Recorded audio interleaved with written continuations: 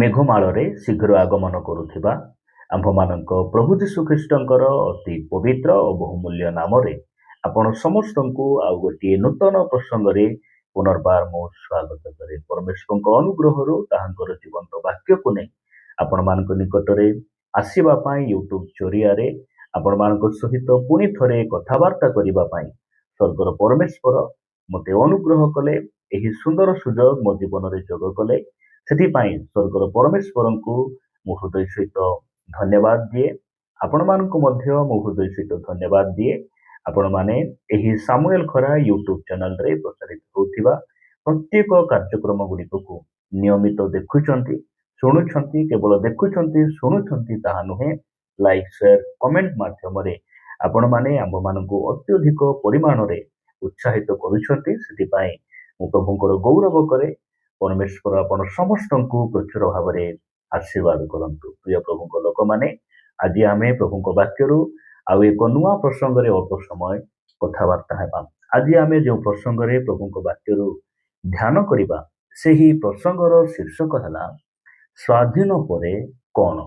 ଆଜିର ପ୍ରସଙ୍ଗ ହେଲା ସ୍ୱାଧୀନ ପରେ କଣ। ଏହି ପ୍ରସଙ୍ଗରେ ପ୍ରଭୁଙ୍କ ବାକ୍ୟରୁ ଆମେ ଅଳ୍ପ ସମୟ କଥାବାର୍ତ୍ତା ହେବା। ପ୍ରିୟମାନେ, ପରମେଶ୍ୱର ମନୁଷ୍ୟକୁ ଯେତେବେଳେ ସୃଷ୍ଟି କଲେ, ସେ ମନୁଷ୍ୟକୁ ଅନେକ ବିଷୟ ଦେଲେ। ଜୀବନ ଦେଲେ, ଜୀବନ ସାଥୀ ଦେଲେ, ରହିବା ପାଇଁ ଘର ଦେଲେ ଏବଂ ବଞ୍ଚିବା ନିମନ୍ତେ କାର୍ଯ୍ୟ ମଧ୍ୟ ସେ ଦେଲେ। ଏହିପରି ଅନେକ ବିଷୟ ଦେବା ସହିତ ମନୁଷ୍ୟକୁ ସେ ସ୍ୱାଧୀନ ଇଚ୍ଛା ମଧ୍ୟ ଦେଲେ। ପ୍ରିୟମାନେ, ଆମ ସମସ୍ତଙ୍କ ମଧ୍ୟରେ ସ୍ୱାଧୀନ ଇଚ୍ଛା ପରମେଶ୍ୱର ଦେଇଛନ୍ତି। ଏହି ସ୍ୱାଧୀନ ଇଚ୍ଛା ପାଇଲା ପରେ ଆମେ ଏହି ସ୍ୱାଧୀନ ଇଚ୍ଛାକୁ କିପରି ବ୍ୟବହାର କରିବା କଥା, ବାଇବଲରେ ପରମେଶ୍ୱର ଆମ୍ଭମାନଙ୍କୁ କଣ ପରାମର୍ଶ ଦିଅନ୍ତି, କଣ ଶିଖାନ୍ତି, ଏହି କଥା ମୁଁ ଆପଣମାନଙ୍କ ନିକଟରେ ଅଳ୍ପ ସମୟ କହିବା ପାଇଁ ଚାହେଁ। ଆପଣମାନେ ମୋ ସହିତ ଗୋଟେ ବାକ୍ୟ ବାହାର କରିବେ। ସାଧୁ ପାଉଲଙ୍କ ଦ୍ୱାରା ଲିଖିତ ଗାଲାତୀୟ ମଣ୍ଡଳୀ ନିକଟକୁ ପତ୍ର, ଗାଲାତୀୟ ପୁସ୍ତକ 5 ଅଧ୍ୟାୟ 1 ପଦରେ ସାଧୁ ପାଉଲ ଏ ପ୍ରକାର ଲେଖନ୍ତି, ସ୍ୱାଧୀନତା ନିମନ୍ତେ ଖ୍ରୀଷ୍ଟ ଆମ୍ଭମାନଙ୍କୁ ମୁକ୍ତ କରିଅଛନ୍ତି। ଅତଏବ ସ୍ଥିର ହୋଇ ରୁହ ଏବଂ ଦାସତ୍ୱ ଜୁଆଳିରେ ଆଉ ଥରେ ଯୋଚା ନ ଯାଅ। ପ୍ରିୟମାନେ, ସାଧୁ ପାଉଲ ସେ ଲେଖୁଛନ୍ତି, ସ୍ୱାଧୀନତା ନିମନ୍ତେ ଖ୍ରୀଷ୍ଟ ଆମକୁ କଣ କରିଛନ୍ତି? ମୁକ୍ତ କରିଛନ୍ତି।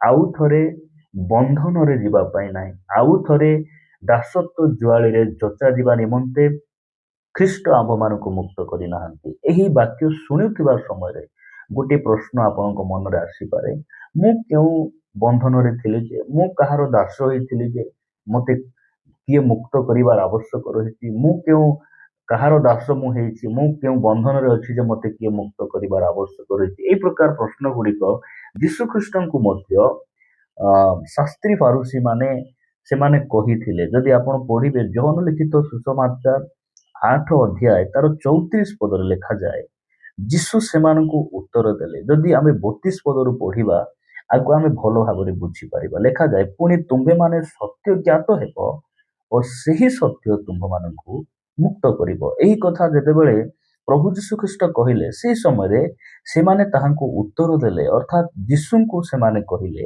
ଆମ୍ଭେମାନେ ଅବ୍ରାହମଙ୍କର ବଂଶ ଆଉ କେବେ ହେଁ କାହାରି ଦାସ ହୋଇନାହୁଁ, ତେବେ ତୁମ୍ଭେମାନେ ମୁକ୍ତ ହେବ ବୋଲି ତୁମ୍ଭେ କିପରି କହୁଅଛ? 34 ପଦରେ ଯୀଶୁ କହିଲେ, ଯୀଶୁ ସେମାନଙ୍କୁ ଉତ୍ତର ଦେଲେ, ସତ୍ୟ ସତ୍ୟ ମୁଁ ତୁମ୍ଭମାନଙ୍କୁ କହୁଅଛି, ଯେ କେହି ପାପ କରେ ସେ ପାପର ଦାସ। ପ୍ରିୟମାନେ, ଆମେ ପାପର ଦାସତ୍ୱରେ ଥିଲୁ। ଆଜି ବି ଅନେକ ଭାଇ ଭଉଣୀ ମାନେ ବର୍ଷ ବର୍ଷ ଧରି ସେମାନେ ପାପର ବନ୍ଧନରେ, ପାପର ଦାସ ହେଇକିନା ଜୀବନ ଯାପନ କରୁଛନ୍ତି। ଆଉ ଏହିପରି ଅବସ୍ଥାରେ ଧନ୍ୟ ସେ ସ୍ୱର୍ଗର ପରମେଶ୍ୱର। ଆମ୍ଭମାନଙ୍କର ସେଇ ଅବସ୍ଥାକୁ ଦେଖି ସେ ସ୍ୱର୍ଗର ସବୁ ମହିମାକୁ ପରିତ୍ୟାଗ କରି ଆମକୁ ସେଇ ପାପର ଦାସତ୍ୱତାରୁ, ପାପର ବନ୍ଧନରୁ ଉଦ୍ଧାର କରିବା ପାଇଁ ମାନବ ଶରୀର ଧାରଣ କରି ପୃଥିବୀ ପୃଷ୍ଠକୁ ଆସିଲେ। ସେହି ପରମେଶ୍ୱର, ତାହାଙ୍କ ନାମ ଯୀଶୁ ଖ୍ରୀଷ୍ଟ। ପ୍ରଭୁଙ୍କର ଗୌରବ ହଉ। ପ୍ରିୟମାନେ, ପ୍ରଭୁ ଯୀଶୁ ଖ୍ରୀଷ୍ଟ ଆମକୁ ସ୍ୱାଧୀନ ଇଚ୍ଛା ଦେଲେ। ସେହି ହବା ଆଉ ଆଦମକୁ ମଧ୍ୟ ପରମେଶ୍ୱର ସ୍ୱାଧୀନ ଇଚ୍ଛା ଦେଇଥିଲେ। ସେମାନେ ସେଇ ସ୍ୱାଧୀନ ଇଚ୍ଛାକୁ ନିଜର ସୁଖ ଅଭିଳାଷକୁ ସେମାନେ ବ୍ୟବହାର କଲେ। ଈଶ୍ୱରଙ୍କର ଦାସ ହେଲେ ନାହିଁ, ସେମାନେ ଶୈତାନର ଦାସ ହେଲେ ଆଉ ପାପ କରିବାରୁ ପାପର ଦାସତ୍ୱକୁ ସେମାନେ ପଳାଇଗଲେ। ପ୍ରଭୁ ଯୀଶୁ ଖ୍ରୀଷ୍ଟ ସେଇ ପାପର ବନ୍ଧନରୁ, ସେଇ ପାପର ଦାସତ୍ୱରୁ ଆମକୁ ସ୍ୱାଧୀନ ଦେବା ପାଇଁ, ମୁକ୍ତ କରିବା ପାଇଁ ଆଜିକୁ 2024 ବର୍ଷ ତଳେ এই ପୃଥିବୀ ପୃଷ୍ଠକୁ ଆସିଲେ। ଆଉ ସେ ଆମକୁ କଣ କଲେ? ପାପର ଅଧୀନରୁ ଆମକୁ ସ୍ୱାଧୀନତା ଦେଲେ, ଆମକୁ ବାହାର କରି ଆଣିଲେ। ତ ପ୍ରଶ୍ନ ହଉଛି ଯେ ସ୍ୱାଧୀନ ପାଇଲା ପରେ ବା ପାପରୁ ମୁକ୍ତ ହେଲା ପରେ ଆମେ କଣ କରିବା ଆବଶ୍ୟକ ରହିଛି? ସେଇଟା ସାଧୁ ପାଉଲ ସେ ଲେଖୁଛନ୍ତି ଗାଲାତୀୟ ମଣ୍ଡଳୀ ନିକଟକୁ ଯେ ସ୍ୱାଧୀନତା ନିମନ୍ତେ ଖ୍ରୀଷ୍ଟ ତୁମ୍ଭମାନଙ୍କୁ ମୁକ୍ତ କରିଅଛନ୍ତି, ଅତଏବ ସ୍ଥିର ହୋଇ ରୁହ ଏବଂ ଦାସତ୍ୱ ଜୁଆଳିରେ ଆଉ ଥରେ ଯୋଚା ନ ଯାଅ। ପ୍ରିୟମାନେ, ସ୍ୱାଧୀନ ପାଇଲା ପରେ ସ୍ଥିର ହେଇକିନା ରହିବାର ଆବଶ୍ୟକ ରହିଛି। କୋଉଠି ଆମେ ସ୍ଥିର ହେବା? ପ୍ରଭୁଙ୍କ ଠାରେ ସ୍ଥିର ହେଇକିନା ଥିବା, ଅସ୍ଥିର ହେବା ନାହିଁ। ଚତୁଃପାର୍ଶ୍ୱରେ ଆପଣ ଦେଖିବେ ପାରିବାରିକ ଜୀବନ, ମାଣ୍ଡଳିକ ଜୀବନରେ ବିଭିନ୍ନ ପ୍ରକାର ଅସ୍ଥିର ଗୁଡ଼ିକ ଚାଲିଛି। ମାତ୍ର ବାକ୍ୟ କହେ ସ୍ୱାଧୀନ ପାଇଲା ପରେ, ତୁମେ ପରିତ୍ରାଣ ପାଇଲା ପରେ, ଶୈତାନର ବନ୍ଧନରୁ, ଅଭିଶାପର ବନ୍ଧନରୁ, ପାପର ବନ୍ଧନରୁ, ଚିନ୍ତାର ବନ୍ଧନରୁ ତୁମେ ସ୍ୱାଧୀନ ପାଇଲା ପରେ ଆମେ କଣ କରିବାକୁ ପଡିବ? ପ୍ରଭୁଙ୍କ ଠାରେ ଆମେ ସ୍ଥିର ହେଇକିନା ରହିବାକୁ ପଡିବ। ତାପରେ ପୁନର୍ବାର ଆଉ ଥରେ ଦାସତ୍ୱ ଜୁଆଳିରେ ଯୋଚା ନ ଯାଅ। ପ୍ରିୟମାନେ, ଆମେ ମଦ ପିଇବାର ବନ୍ଧନରେ ଥିଲୁ, ଆମକୁ ସେ ସ୍ୱାଧୀନ ଦେଲେ, ସେଇ ବନ୍ଧନ ଛିଣ୍ଡାଇ ଆମକୁ ବାହାର କରି ଆଣିଲେ। ଆମେ ଟଙ୍କା ଲୋଭର ବନ୍ଧନରେ ଥିଲୁ, ସେଠିରୁ ସେ ଆମକୁ ବାହାର କରି ଆଣିଲେ। ଆମେ ବ୍ୟଭିଚାରର ବନ୍ଧନରେ ଥିଲୁ, ସେଠିରୁ ସେ ଆମକୁ ବାହାର କରି ଆଣିଲେ। ଆମକୁ ଛୁଆ ବିଭିନ୍ନ ପ୍ରକାର ପାପ, ମନ୍ଦ, ଭ୍ରଷ୍ଟ ଜୀବନ ଯାପନ କରୁଥିବାର ପ୍ରତ୍ୟେକ ଅଭିଳାଷରୁ ସେ ଆମକୁ ମୁକ୍ତ କରି ଆଣିଲେ। ଆପଣ ଦେଖିବେ ଅନେକ ଭାଇ ଭଉଣୀ ମାନେ ସେମାନେ ସେଠିରୁ ବାହାରି ଆସିଲା ପରେ ପରେ ପୁନର୍ବାର ସେମାନେ ଆଉ ଥରେ ପୁରାତନ ପାପକୁ ସେମାନେ ପ୍ରତ୍ୟାବର୍ତ୍ତନ କରୁଛନ୍ତି, ପୁରାତନ ସ୍ୱଭାବକୁ ସେମାନେ ଫେରି ଯାଉଛନ୍ତି।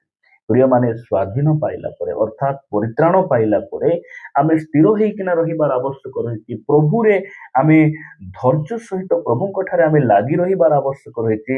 ଏବଂ ଆମେ କଣ କରିବା ଆବଶ୍ୟକ ରହିଛି? ପୁନର୍ବାର ଆମେ ଦାସତ୍ୱ ଜୁଆଳିରେ ପୁନର୍ବାର ସେଇ ପାପ ଗୁଡ଼ିକକୁ ଆମେ ପସନ୍ଦ କରିବା ପାଇଁ, ସେ ପାପ ପ୍ରତି ଆମେ ଆକର୍ଷିତ ହେବା ପାଇଁ ଆମେ ଅନିଚ୍ଛୁକ ହେବାର ଆବଶ୍ୟକ ରହିଛି। ପ୍ରଭୁଙ୍କର ଗୌରବ ହଉ। ପିତର ସେ ଲେଖୁଛନ୍ତି, ପ୍ରଥମ ପିତର 2:16 ଲେଖାଗଲା, ତୁମ୍ଭେମାନେ ସ୍ୱାଧୀନ ହେଲେ ହେଁ ତୁମ୍ଭମାନଙ୍କର ସ୍ୱାଧୀନତାକୁ ଦୁଷ୍ଟତାର ଆବରଣ ସ୍ୱରୂପେ ବ୍ୟବହାର ନ କରି ବରଂ ଈଶ୍ୱରଙ୍କ ଦାସ ହୋଇ ସତ୍କର୍ମ କର। ପ୍ରିୟମାନେ, ମିଥ୍ୟା କର୍ମ କରିବାରେ, ମିଛ କହିବାରେ ଆମେ ପାରଙ୍ଗମ ଥିଲୁ ଆମେ, ମାତ୍ର ସେଠିରୁ ସେ ଆମକୁ ମୁକ୍ତ କରି ଆଣିଲେ, ବାହାର କରି ଆଣିଲେ। କଣ ପାଇଁ? ଆମକୁ ସ୍ୱାଧୀନ ଇଚ୍ଛା ଦେଲେ।